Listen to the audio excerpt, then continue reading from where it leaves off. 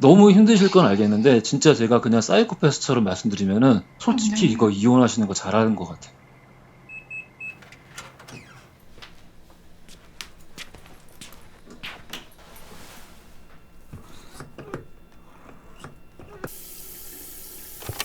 어떤 사연이든 괜찮으니까 구구절절 남겨주세요. 등록금 너무 아깝기도 합니다. 몇 개월 됐다고 이제 어색한데. 안녕하세요. 코로나 때문에 실습이 많은 과인에도 불구하고 온라인으로 수업을 하고 있는데요. 강의의 질도 강의의 질이지만 등록금이 너무 아깝기도 합니다. 이런 속상한 마음을 어디다가 털어놔야 될지 모르겠어서 여기다가 털어놓아요. 아, 너무 귀엽네. 내가 좀 유별난 건가? 라는 생각을 하실 필요가 없는 게 굉장히 많은 사람들이 똑같은 종류의 고통을 호소하고 있는 걸로 알고 있습니다. 세대별로 그런 학번들 있지 않나요? 우리 학번이 제일 저주받은 학번이다. 아무도 역사상 20 학번만큼 저주받은 학번은 없지 않을까라는 생각이 들기도 하고, 실질적으로 학교 생활이라고 부를 수 있는 시간을 거의 보낸 적이 없는 학번이기 때문에 더욱 그럴 것 같기도 하고, 지금 이럴 때 이 집에 머물러 있는 시간을 다른 식으로 풀 수 있는 그런 여러 가지 아이디어들을 좀 고민해 보시는 것도 좋을 것 같습니다. 저는 뭐 당연히 개인적으로 책 보는 거를 강력하게 추천드리고요. 대학생이시잖아요. 지금 책을 많이 읽지 못하면은 이후에는 진짜 아예 읽지 못합니다. 취업 준비해야죠. 직장 다녀야죠. 읽을 시간이 없어요, 정말. 시간을 통해서 많은 사람들에 의해서 좋은 작품이라고 여러 번 인정받은 그런 고전 작품들을 좀 충분히 읽어보시는 게 어떨까. 이게 만약에 되게 빤하고 하나마나하고 실제 그거를 실행해봤자 별다른 매력적인 결과물이 없을 만한 조언이었다면요. 이게 이렇게 몇백 년 동안 똑같은 방식으로 되풀이되지가 않았을 거예요. 근데 몇백 년 동안 수많은 사람들이 똑같은 얘기를 해왔어요. 시간 남은 고전 읽으라고. 왜 그럴까요? 한번 읽어보시면서 다들 읽었다고 말만 하지 실제로 읽어보지 않은 책들 있잖아요. 그런 걸 한번 찾아서 읽어보세요. 달라지는 걸 느끼실 수 있을 것 같습니다. 일단 지금은 좀 참고 건강하게 시간 보내시길 바라겠습니다. 최선의 방법이라며 이혼을 제안해왔습니다. 저는 며칠 전 이혼을 하자는 남편의 제안을 받았습니다. 올해로 결혼 3년 차, 저는 7살 딸아이를 혼자 키우고 있던 이혼남을 만나 결혼했습니다. 어린 시절 이후로 부모님 없이 자란 저는 가족이라는 울타리를 갖는 게 소원이었고 보란듯이 새엄마라는 편견을 깨고 최선을 다해 키워보리라 다짐도 했었습니다. 그런데 언젠가부터 딸은 저를 남보다 못하게 대하기 시작했습니다. 엄마, 내가 엄마를 싫어하잖아. 그리고 엄마는 우리 집이랑 안 맞는 것 같아. 그리고 사실 자기는 아빠가 재혼을 하겠다고 얘기했을 때 울면서 싫다고 했었는데 아빠가 자기 말을 듣지 않았다고요. 아이가 저를 처음부터 반대했었다는 이야기를 저는 그날 처음 알게 되었습니다. 그래, 어리니까 그럴 수 있지. 스스로를 위로하며 아이를 이해해보려고 노력하던 어느 날 남편이 애가 너를 본능적으로 싫다고 하고 새엄마랑 헤어지지 않으면 집을 나가겠단다. 최선의 방법이라며 이혼을 제안해왔습니다. 사전에 남편은 이 문제에 대해 저와 어떠한 의논도 하지 않았습니다. 아이가 너를 이렇게 불편해하는데 우리 어떻게 하면 좋을까? 뭐 이런 식의 의논을 저와 함께 나누었더라면 어땠을까요? 이후로도 인간으로서 한 명의 여자로서 자괴감에 힘들었던 많은 순간들이 지나고 이제 저는 이별을 준비하고 있습니다. 다시 혼자 살아갈 월세방을 틈나는 대로 알아보고 있고 잠깐 관두었던 직장도 다시 다니기 시작했고 공부도 시작했습니다. 여태까지 평범한 가정을 갖는 게 소원의 전부였던 저에게 이혼은 말도 못할 상실감으로 다가옵니다. 낳아준 엄마에게서 한 번, 양부모에게서 한 번, 친아빠에게서 또 한 번, 초등학교도 입학하기 전까지 당한 3번의 버림은 저에게 거절감에 대한 극도의 거부감과 트라우마를 남겼습니다.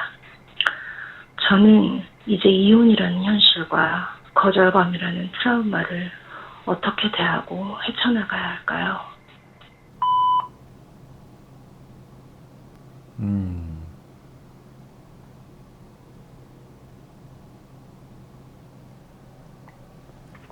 아유, 참 너무 이 사연은 통화를 좀 한번 해보죠.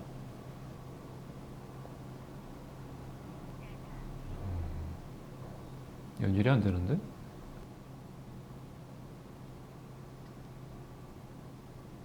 여보세요?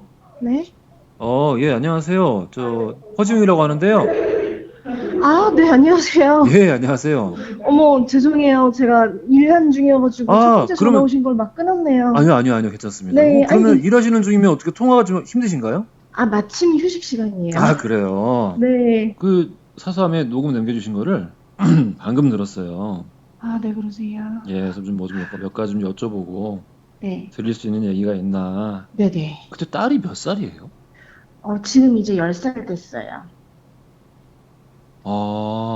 근데 10살짜리 딸이 네. 하는 이야기를 듣고 남편이 그렇게 중요한 결정을 네. 그렇게 혼자 하나요? 그러니까 일단은 저를 아직도 신혼초처럼 사랑하고 아끼고 소중히 생각한다면 아직까지도 딸을 설득하고 있겠죠, 남편이. 근데 저에 대한 첫 번째 그 뜨거웠던 마음이 식은 게 일단 밑바탕에 기저에 깔려 있는 것 같고요. 설득을 하든가 상식적인 부모면 혼을 내겠죠. 네. 딸이 아무런 이유 없이 이렇게 얘기를 할 때 네. 아무런 이유 없이 이런 식으로 말을 할 것 같지는 않거든요. 이를테면 제가 약간 놀란 게 네. 엄마는 우리 집에 어울리지 않는다라는 얘기를 하더라고요. 네, 맞아요.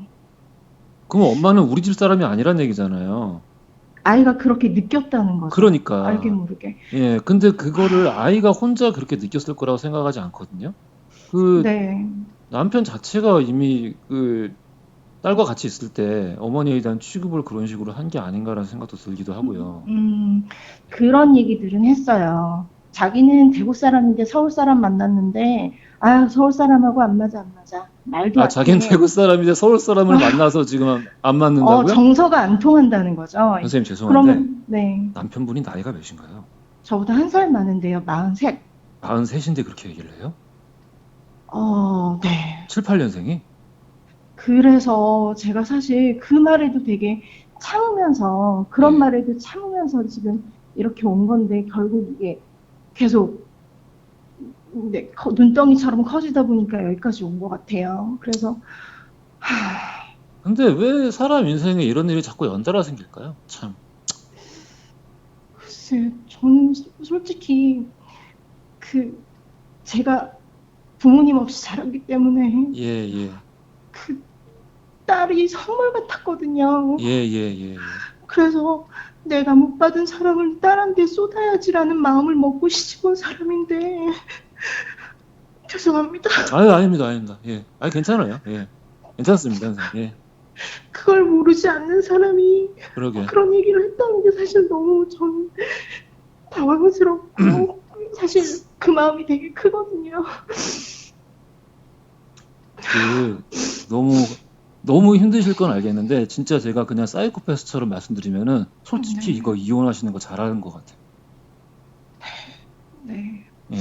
그 사람이 미리 먼저 요구해서 제가 보기에는 더 다행이 아닌가라는 생각도 들고, 선생님 본인을 먼저 챙겨야 되는 게 순서가 아닌가라는 생각이 들어요. 그런 사람들이 있더라고요. 뭐 어떤 관계든지 관계를 가져야 한다라는 강박을 가지고 있는데, 그래야 겉으로 보기에도 제대로 정상적인 가족처럼 보이고 이렇게 보여지는 게 굉장히 중요한 사람들이 있는데, 실질적으로 그 사람이 행동하는 거 보면은 보여지는 관계 말고 자기가 실제 맺고 있는 관계 자체는 되게 그냥 어떤 도구적으로 생각하는 거 있잖아요. 내가 쓰고 언제든지 버릴 수 있는 거. 그리고 아니야 이거 괜히 했어라는 식의 뉘앙스로 네. 이야기하는 거, 사람이 바로 앞에 있는데 그런 걸 보면은 이분은 정말 사람 귀한 줄 모르는 사람이고, 지금 43살이었으면은 저보다 한 살 많은 건데, 그러면 앞으로 평생 가망이 없는 거거든요. 계속 이러실 거예요. 그러면 제가 보기엔 이혼하시는 게 맞아요. 네, 행복하지 않다고, 그러니까 예, 소중하게 지금, 여김을 받지 않는다고 느끼면 더 이상 살 수 없을 것 같긴 해요. 이거 사실 어떻게 보면 좀 좋은 일 아닐까요? 지금이라도 이렇게 할 수 있는 게. 아유, 뭐 어떻게 해요? 뭔가 이렇게 위로가 되는 말씀을 드려야 되는데. 아니, 감사해요. 이렇게 전화 주신 것만으로도 사실 너무 감사하고요. 예, 예. 이런 얘기를 제가 제3자한테, 그냥 내 지인이 아니라 제3자한테 털어놓을 수 있게 기회를 주신 게 사실 너무 감사하네요. 아유. 힘내시고요. 네, 감사합니다. 아유, 예. 고맙습니다. 들어가십시오. 일하시는데 네, 괜히. 아니, 괜찮습니다. 감사합니다. 예, 들어가세요.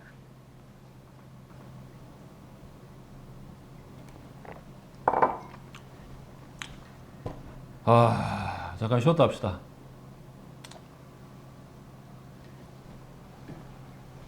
방금 그분한테 전화 한 통만 짧게 잠깐 다시 할게요. 여보세요? 선생님, 저 허준인데요.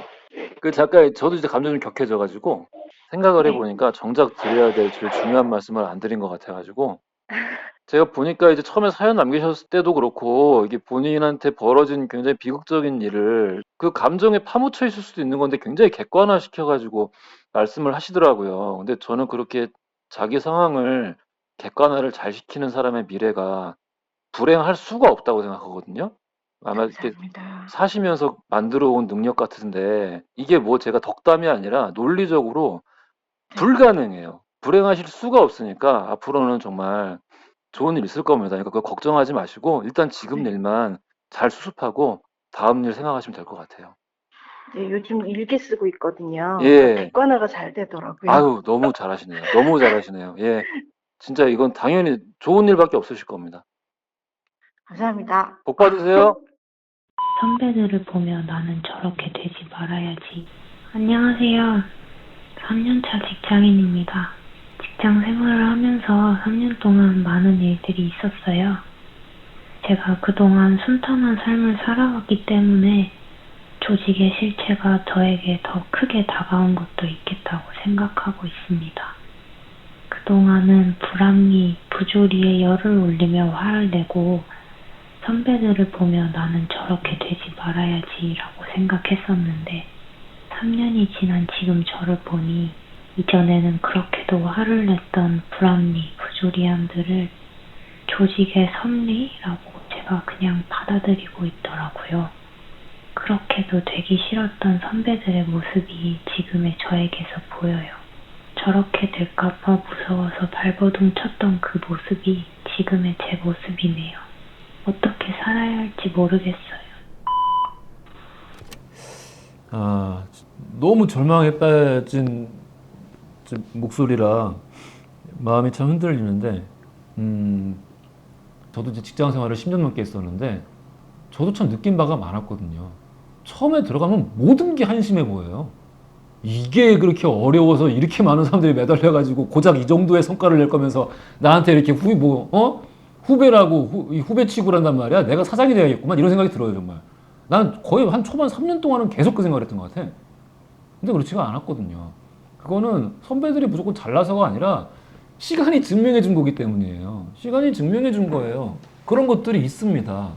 직장 다니다 보면 대부분 그런 거를 느끼는데, 그래서 이게 정말 직장 내의 어떤 그 공공연한 부조리 혹은 불합리일지, 아니면은 직장이 직장으로서 사람들이 공통적인 공동의 목표를 가지고 경제적 이익을 달성하기 위해서 노력을 하면서 그 과정을 효율적으로 이끌어 나가기 위해서 오랜 시간 동안 만들어진 일종의 관습일지, 그걸 구분을 해야 되는데 지금 남겨주신 것만 가지고는 짐작은 잘 안 되네요. 예. 그래도 이런 종류의 자기 인식을 할 수 있다는 거는 굉장히 건강한 일이 아닌가라는 생각이 듭니다. 왜냐하면 대부분의 사람들은 이거를 짐작조차 못해요. 이 자질을 갖지 못해서 정말 많은 사람들이 역사 속에 남았거든요. 아돌프 아이히만의 이야기가 있습니다.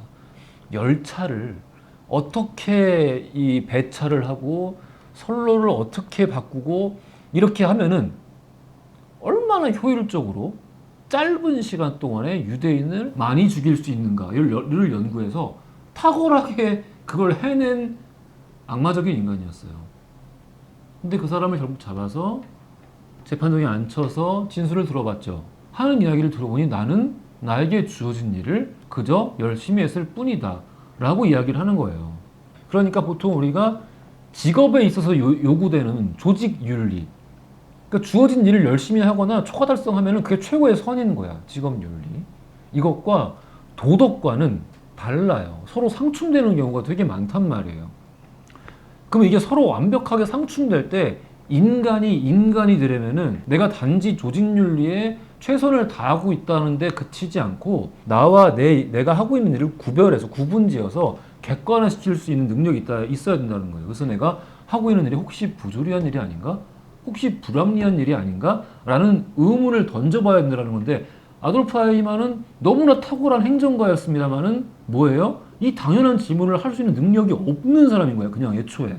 그러니까 지금 사연 주신 분은 정말 놀라운 능력을 가지고 있다는 거예요. 그 부분에 대해서는 자부심을 가지셔도 되고, 다만 우리가 이제 앞서서 이야기를 했다시피 이게 정말 조직 내 부조리나 불합리인지, 아니면은 연차가 쌓이면서 내가 더 볼 수 있는 것들이 많아졌기 때문에 얻어진 인사이트인지, 이거를 구분 지을 수 있는 시간의 여유를 한번 가져봐라 라는 말씀을 드리고 싶은 겁니다.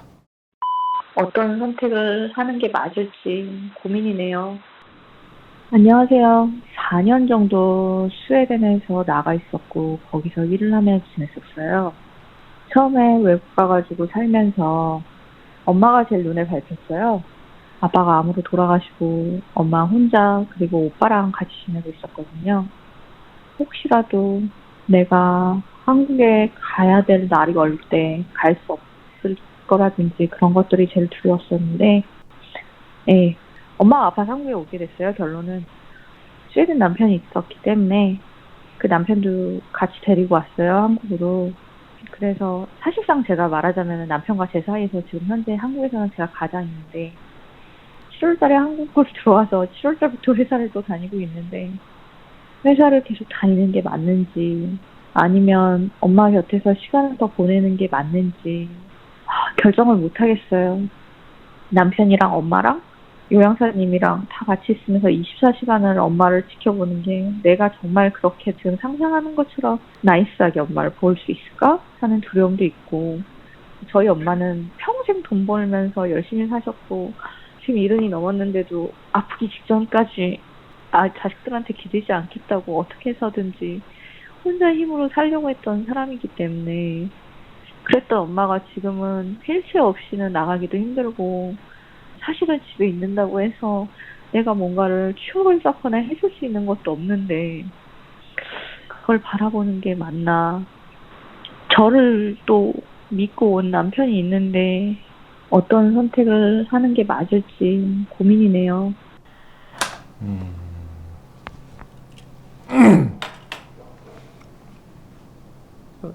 그 스웨덴 남편이 좀 일찌감치 자립을 해서 자기 밥벌이를 하고 있는 상황이면 참 좋을 텐데 여건이 안 되나 봐요. 외벌이를 하고 있군요.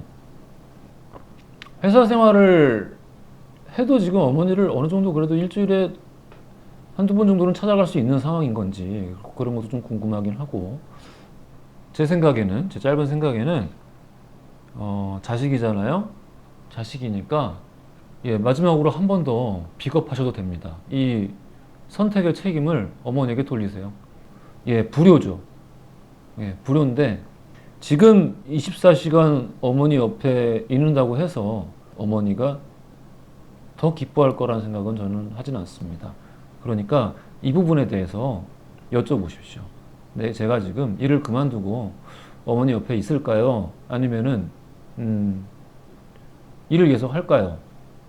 제가 보기에 어머니는 정말 뛰어날 정도로 훌륭하고 독립적이고 자기 능력이 있으시고 참을성 있고 끈기 있는 분입니다. 대단한 분이에요. 지금 이게 언뜻 듣기에도 손 벌리지 않고 끝까지, 지금 나이 이렇게 굉장히 많으신데도 불구하고 끝까지 일하셨던 독립심 많은 그런 분이기 때문에, 그리고 또 자기 딸이기 때문에 지금 딸이 어떤 종류의 도덕적인 딜레마를 가지고 있고 괴로워하고 있는 건지 정확히 아실 것 같습니다. 저나 사연자님보다는 훨씬 현명하고 뛰어난 대답을 해줄 수 있다라고 생각을 합니다. 그 대답이 어떤 형태일지에 대해서 미리 짐작하시거나 혹은 내가 너무 불효를 하는 게 아닌가 라는 너무 과몰입하지 마시고 일단 한번 여쭤보시고 이 무거운 선택에 대한 책임감으로부터 조금은 스스로를 놔주시는 것도 방법이라고 생각을 합니다. 다만 직장 다니시면서도 그래도 적어도 일주일에 한 번 정도는 꼭 어머니 찾아뵙고 같이 시간 보내는 거를 이거야 뭐 제가 따로 말씀드리지 않아도 당연히 그러실 것 같긴 합니다만은, 제가 꼼짝없이 죽겠다라는 생각을 했을 때 제일 위로가 됐던 게 막 어설프게 와서 위로해 주는 사람이 아니라 그냥 와서 옆에서 핸드폰 하는 사람이었어요. 그냥 와서 자기 할 일 하는 사람. 옆에 있는 게 참 좋더라고요. 와서 막 이렇게 뭔가 억지로 뭔가를 위로를 하려고 하고 이게 평소와 같지 않은 모습을 보이면은 저는 그게 너무 제가 되게 쓸모없는 인간 같고 남에게 민폐를 끼치는 인간 같고, 그래서 너무 제가 안 그래도 아픈 것 때문에도 너무 힘든데 이게 너무 벌레 같더라고요. 정말 그랬습니다. 근데 제가 되게 굉장히 독립적인 성격을 가지고 있는 걸 알고 계시죠? 좀 강박적일 정도로. 만약에 어머니도 그런 종류의 성격이시라면은 그렇게 느끼실 수 있단 말이에요. 그러니까 물어보세요. 어머니의 마음에 어떤 게 더 옳다고 생각하시는지 지금 상황에 충분히 판단하실 수 있으니까 과소평가하지 마시고 직접 여쭤보시기를 바라겠습니다. 오늘 사연은 여기까지인 것 같네요. 다시 시작한 2기 허지웅답게였는데 어떻게 들으셨는지 모르겠고 사연 보내주신 분들 너무 다 고맙습니다. 그리고 사연 보내주신 분들에게 저희가 좀 소정의 선물을 좀 준비를 했는데 이런 겁니다. 허지웅 답례함. 안에 무엇이 들어있을지는 이어서 바로 공개가 되니까요. 확인 부탁드리고요. 사연 보내주신 분들 또 지금까지 함께 시청해주신 분들 모두 감사드립니다. 뭐였지? 좋아요, 구독 부탁드리고요. 지금까지 알람 설정 부탁드리고요. 지금까지 허지웅이었습니다. 감사합니다.